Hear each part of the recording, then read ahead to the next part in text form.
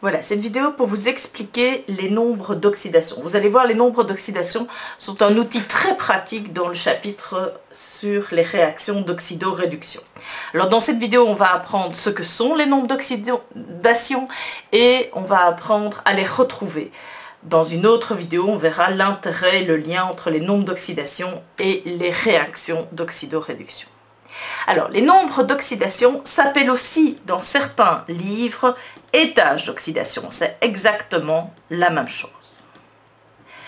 Alors, le nombre d'oxydation indique le nombre d'électrons qui se sont rapprochés. Alors, on va utiliser un moins, ou éloignés. Alors on va utiliser un plus de l'atome. Donc je répète, le nombre d'oxydation va représenter le nombre d'électrons qui se sont rapprochés ou éloignés de l'atome. Quand ils se sont rapprochés, on va utiliser le signe moins. Quand ils se sont éloignés, on va utiliser le signe plus. Alors, première catégorie, je vais vous parler des ions et des composés ioniques.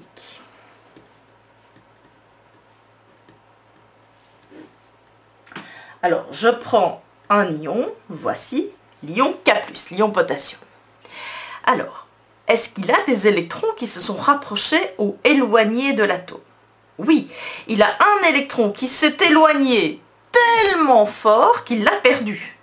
Donc, je vais indiquer que son nombre d'oxydation est plus 1, plus parce que indique qu'il y a un électron qui s'est éloigné, et dans ce cas-ci, c'est même tellement éloigné qu'il l'a perdu, et 1 parce que c'est un électron. Donc les nombres d'oxydation vont toujours se noter plus ou moins avec un chiffre, suivi d'un chiffre.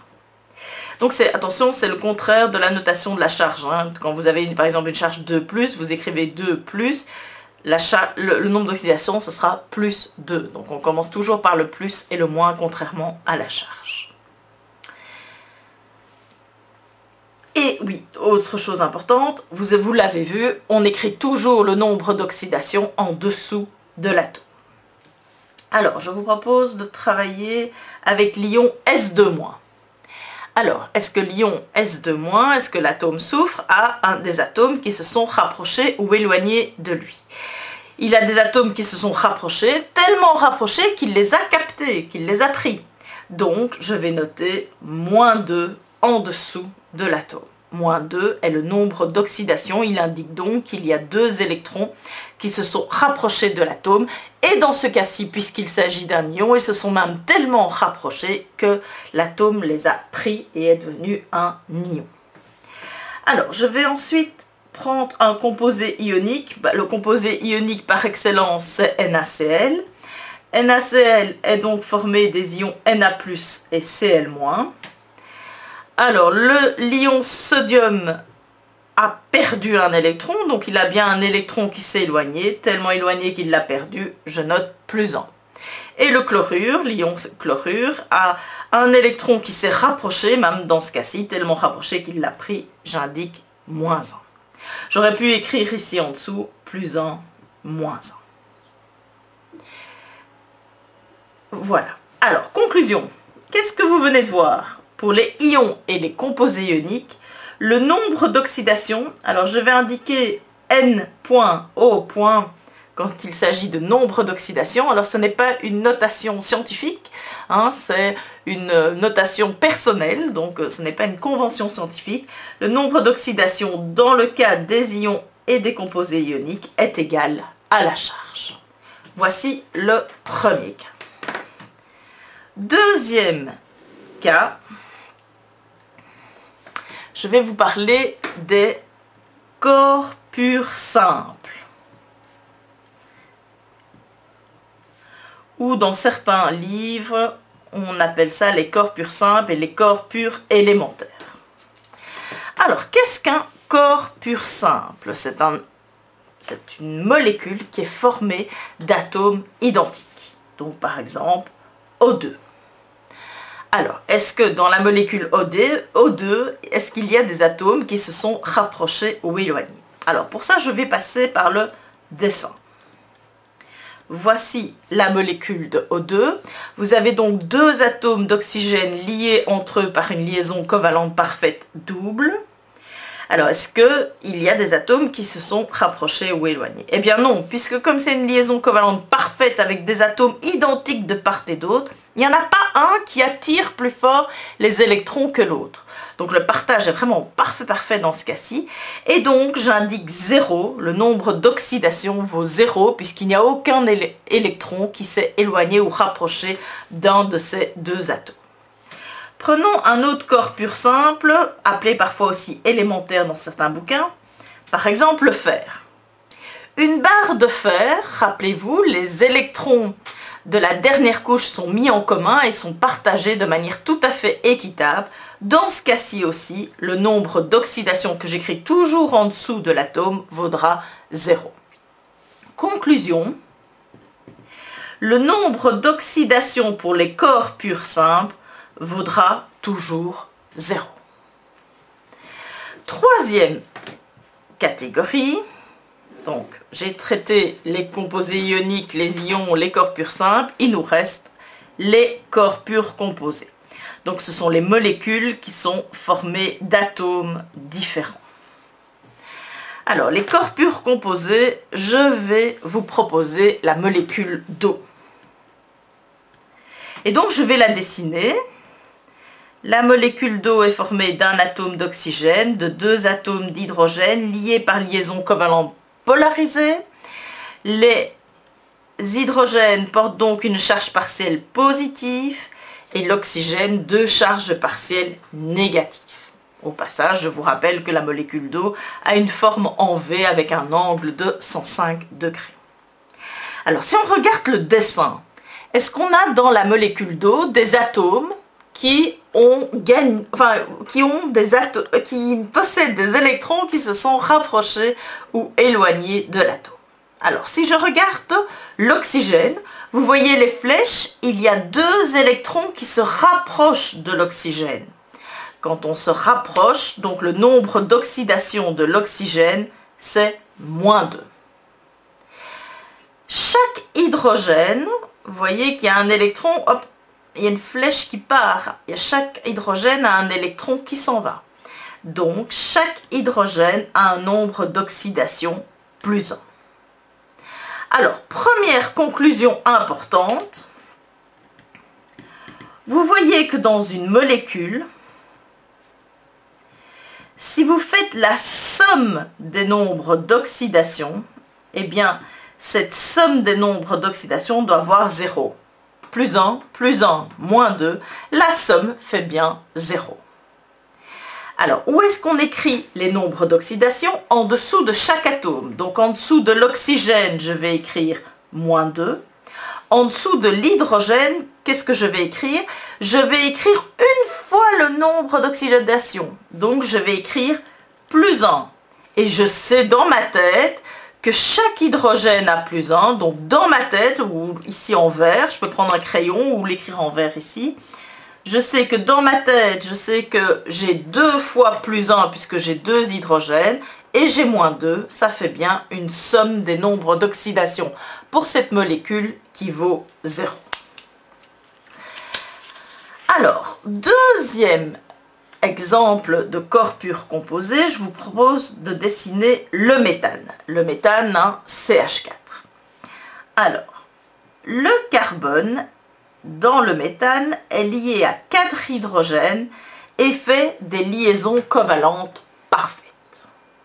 Alors, est-ce que c'est exactement la même liaison covalente parfaite qu'ici pour le corps pur simple? Non. Parce que l'électronégativité de l'hydrogène vaut 2,1. L'électronégativité du carbone vaut 2,5.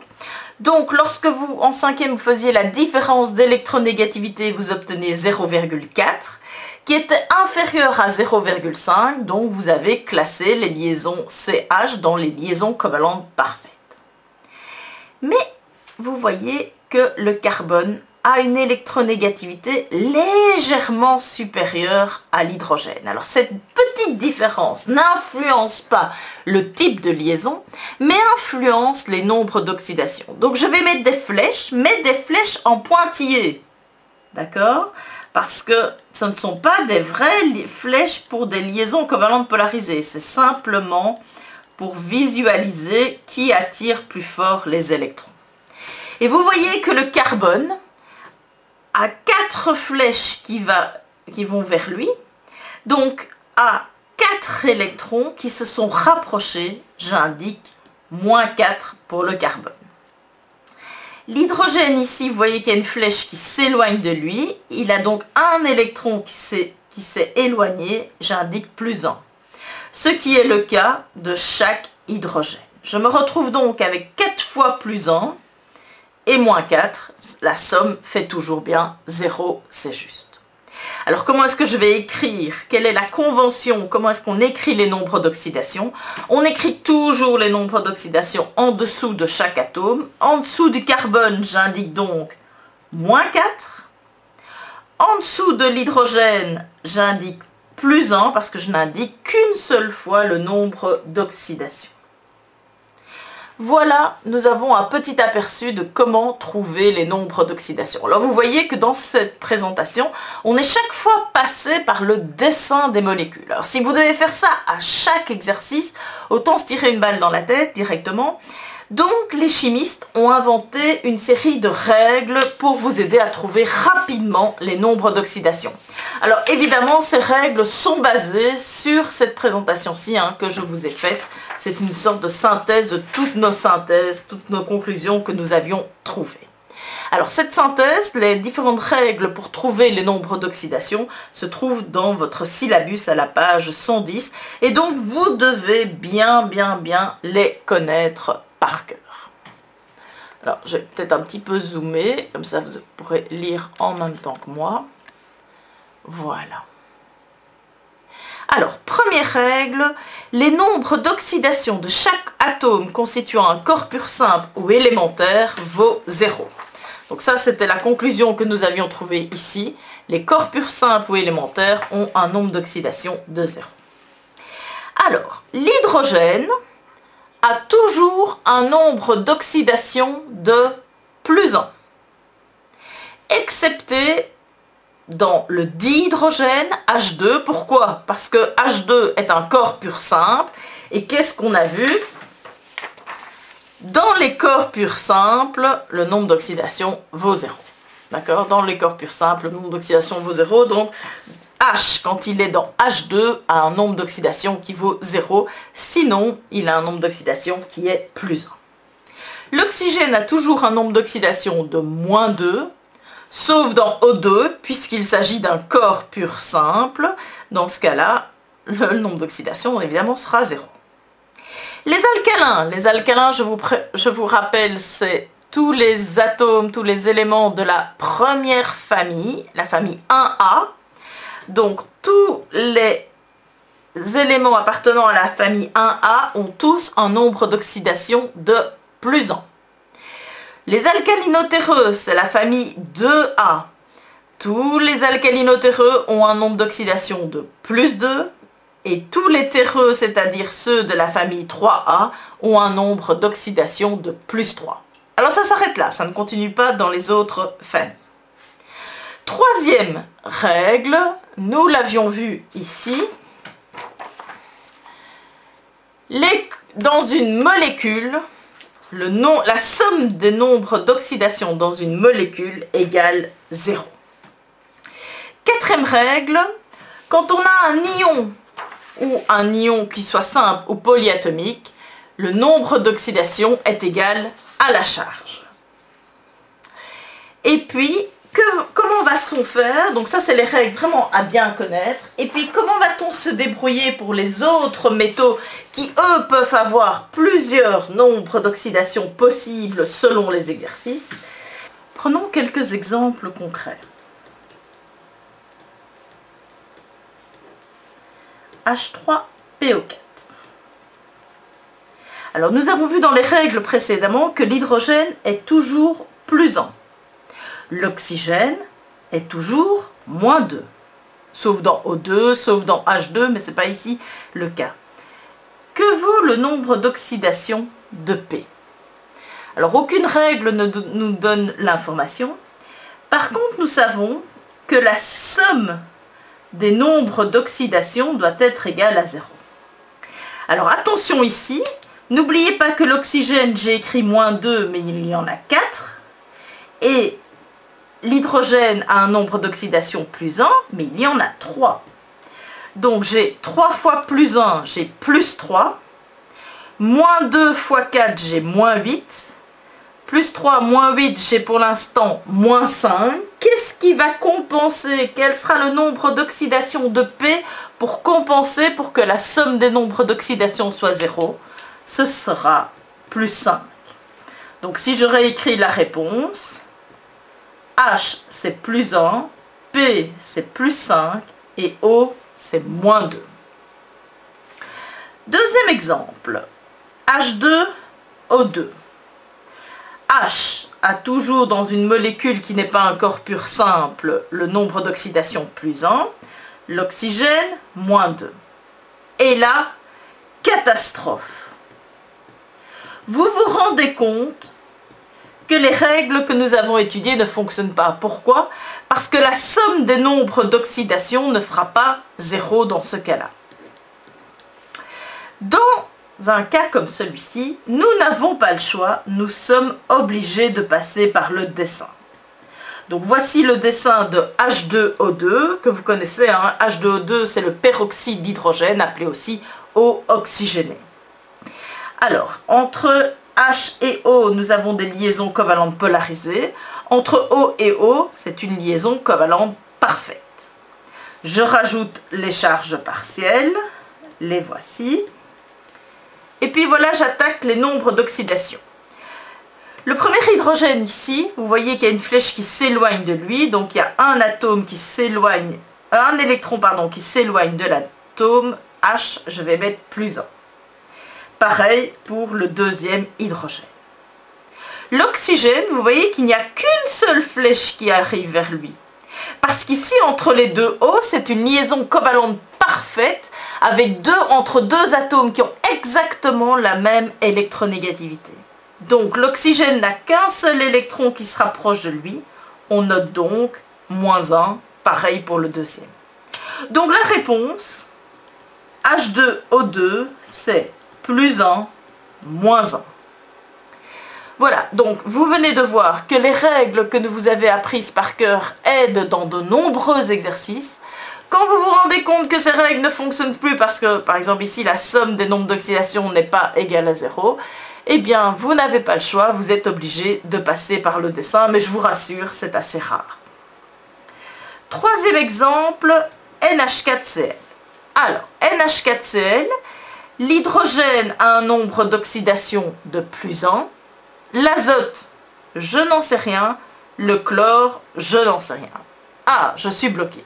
Non, rappelez-vous, NH4Cl est un sel. Qu'est-ce que l'on fait depuis le début de l'année avec les sels? On les dissocie. Donc, au lieu d'avoir un exercice compliqué avec deux inconnus, je vais transformer, je me retrouve avec deux exercices plus simples. J'ai NH4+, premier exercice, et Cl-, deuxième exercice. Donc, je vais d'abord commencer par NH4+. Le nombre d'oxydation de l'hydrogène, c'est plus 1. Et attention, la somme des nombres d'oxydation doit être égale à la charge, c'est-à-dire, dans mon cas, plus 1, puisque ce n'est plus une molécule neutre, c'est devenu des ions. Donc la somme des nombres d'oxydation doit être égale à la charge, donc le nombre d'oxydation de l'azote, dans ce cas-ci, c'est moins 3. Le chlorure, le chlore est un ion, le nombre d'oxydation est égal à sa charge, ça vaut moins 1. Donc la réponse est moins 3 plus 1, moins 1. Dernier exemple, C3H8. Alors, l'hydrogène, nous l'avons vu, a un nombre d'oxydation plus 1. La somme des nombres d'oxydation doit être égale à 0.